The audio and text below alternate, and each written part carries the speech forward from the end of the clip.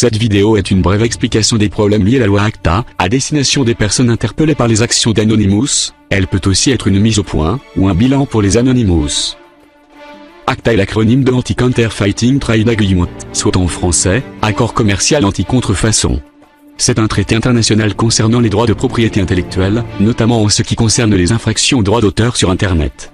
Le but affiché de l'ACTA est d'établir un cadre juridique international, que des pays peuvent rejoindre volontairement. Le premier problème qui a été posé par l'ACTA est que sa création a été négociée d'une manière opaque, afin de ne pas informer le grand public, par des représentants d'organismes lobbyistes, et non pas par des personnes élues démocratiquement par les peuples des pays participants, ce qui avait déjà provoqué un vif mouvement d'indignation lorsque Wikileaks a dévoilé en 2008 la teneur de l'ACTA et les modalités de sa création. Malheureusement pour nous, il n'y a pas que sa création opaque qui pose des problèmes. Le contenu du traité ACTA est aussi une petite bombe dans l'esprit des lois adoptées en France, SOPA et PIPA USA. Pour commencer, les fournisseurs d'accès à Internet seront légalement responsables de ce que leurs clients en font sur Internet. Ils n'auront donc pas d'autre choix que de surveiller en permanence l'activité de leurs clients. Vos mails, par exemple, seront susceptibles d'être lus pour vérifier que vous n'envoyez pas un MP3 soumis aux droits d'auteur en pièce jointe, ou que vous ne citez pas un article de journal. Votre FAI devra donc faire disparaître tout contenu indésirable, pour ne pas être traîné en justice. Certaines technologies comme BitTorrent seront probablement bloquées, car même si elles sont légales, elles encouragent le téléchargement illégal.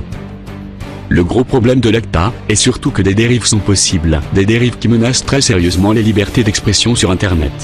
Par exemple, votre blog qui remet en cause une loi, ou votre court-métrage qui critique le gouvernement, pourrait être censuré simplement s'il cite un discours, ou une expression protégée par copyright. À partir de là, la liberté d'expression, sur Internet devient inexistante. Pour résumer, l'ACTA apporterait la censure d'Internet, la perte de la liberté d'expression, la perte de la neutralité du net, et la surveillance permanente de vos activités sur Internet. Tout ça, pour protéger les intérêts d'organismes lobbyistes.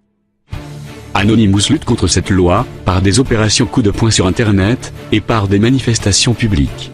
Pour que ces opérations aient davantage d'impact, les Anonymous ont besoin de votre aide, notamment lors des manifestations publiques. Si comme nous l'ACTA vous indigne, vous êtes invité à rejoindre nos rangs. Cherchez-nous, et vous nous trouverez.